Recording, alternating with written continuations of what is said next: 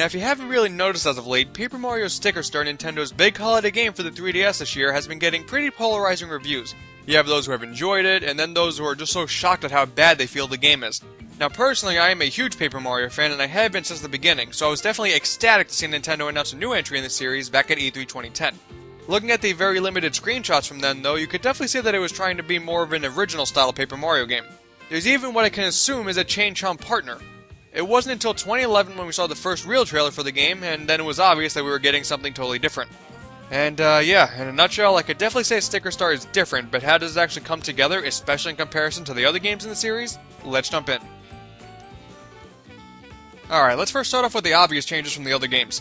Exploration in this game is done very similar to the original Mario RPG, where you navigate a level-based world map, where spots on the map will either have actual levels or shops.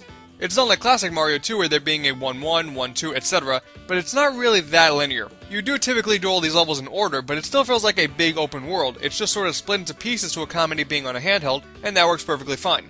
But the biggest change is obviously all the stickers in the game, if you couldn't tell. There are, quite literally, stickers everywhere in this world, just waiting for you to snag them, and they have two different uses. In Exploration, you have the ability to go into a paperization mode where you can now place or pick different stickers from the landscape, and this is purely done for puzzles. Pesky wind getting in your way? Clog up the vents with stickers, of course. But there were some times, though, that I was very confused in what to do because some of them require specific stickers, and I wish I could say otherwise, but I did have to resort to a walkthrough a few times. I don't know, man, sometimes it was just hard to tell what the game was asking of me. But to be honest, I've seen plenty of people say the world was too open, leaving them confused on where to get stickers, and that never happened to me. I always knew where stickers were, it was just a matter of knowing what to get for the time. And judging from what some other people have said online, I'm not the only one. The other use for stickers are for your moves in battle. You have a bunch of different jumps and hammers, and then you have a bunch of different items like a fire flower, power block, etc. And most of these stickers, and that even includes the healing mushroom, have shiny forms that are more effective, and flashy forms that are even more effective, and some forms even better than that. And now I'll be totally honest here, finding a flashy form in the wild is way more exciting than you'd think it would be. Sort of makes you feel really powerful. And going along with some of the series' weirdness, the world is completely littered with real-life objects that the game calls things. These things can be flung at a special screen in the main town and can be turned into stickers for use in puzzles and battles. And some of them are just so random that it's awesome. I'm only going to scratch the surface here so you get to experience it for yourself, but there are scissors that slice up enemies, a fan that blows enemies away, there's a goat. That's a goat, alright. There are upwards of 90 battle stickers in the game and 60 things in the game, and now to actually talk about the battle system. It's sort of similar to the classic Paper Mario turn-based system, but now your stickers are your attacks, and upon using one, it's gone and you now have a free spot in your sticker album. Now in sort of typical internet fashion, what we have here is a totally different style of play, and since it is different, people will automatically complain before actually trying it. But in my opinion, I really like the battle system. I actually thought it added a fair amount of strategy to battles because you A, can't choose who you attack, so your first sticker mainly affects the front enemy unless it's a group attack, and B, there is a battle spinner that you can activate and it's a basic roulette wheel. If you manage to get a pair or all three, you'll get to use more stickers for your turn and directly affect the enemies further back in line, and if you do get all three, you get the added effect of what you matched. Personally, with all that tied together, I thought it was a really cool battle system.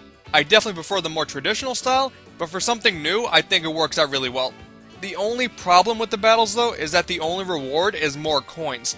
There are no experience points, so you don't directly get more powerful and level up, but the further you get through the game, the more powerful stickers become more common. So there is still the sort of illusion of getting more powerful, but you can't grind for experience, just coins, of which I had a ton more than I really needed.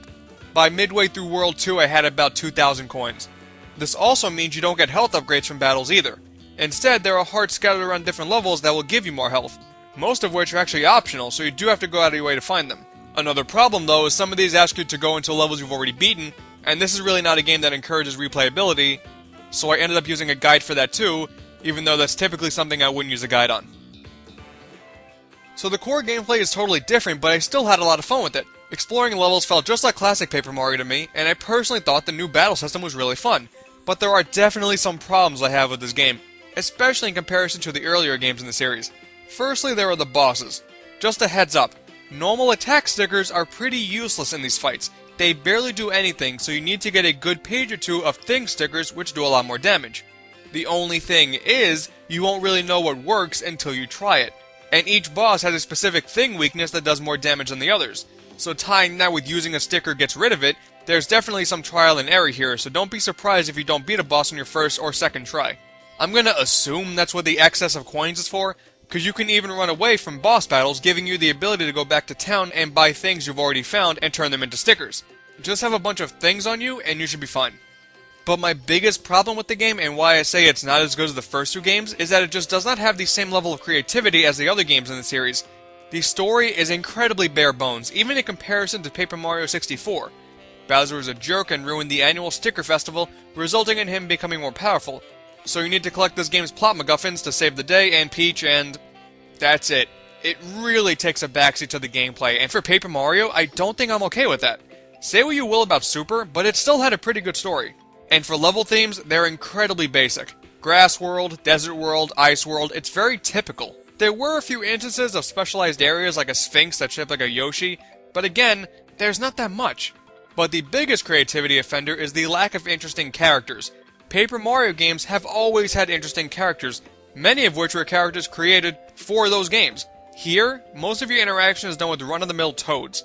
Yeah, some of the dialogue is still funny, but I can only recall a small handful of interesting characters like a friendly Wiggler and your Navi-like character Kirsty, but again, creativity in this world is just incredibly lacking. But hey, Kirsty, Sticker, haha, intelligent systems, your fancy wordplay won't go past this noggin. The lack of cool characters also comes from there being no partners in the game. From a gameplay perspective, that's fine, because anything that they could do is something you could do with stickers.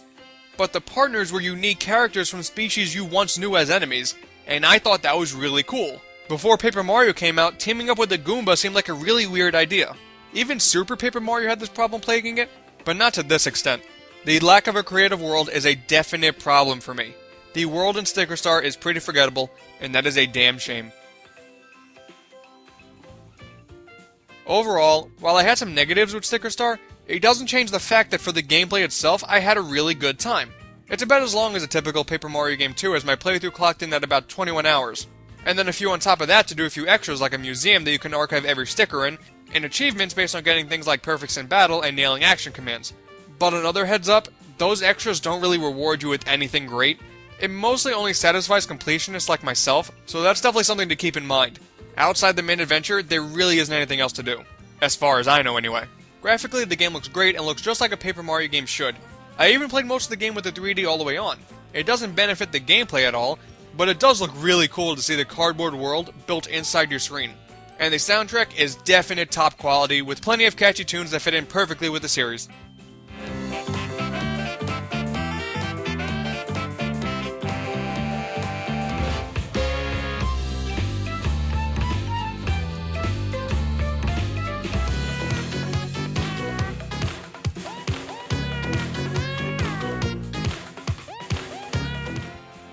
It doesn't top the first two games' soundtrack in my opinion, but it's still a great soundtrack overall. The big question though is, of course, as a whole, does the game come recommended? And I would say yes. It's definitely good, there really isn't much doubt about that, it's a well-made game. But it really is not something you typically expect from an RPG. But I think if you go into the game knowing that, you should be just fine. Although I know if you're a Paper Mario purist, this game will probably not interest you in the slightest. It all comes down to expectations. Sticker Star doesn't even come close to topping 64, and especially not Thousand Year Door, and unfortunately not even Super. I would actually say this is probably the weakest in the Paper Mario series so far. It's obviously not for everybody, but I think if you're getting it for the holidays, you should be pretty satisfied. And with that said, I hope you guys enjoyed the review, thank you all for watching, and as always, I'll catch y'all next time.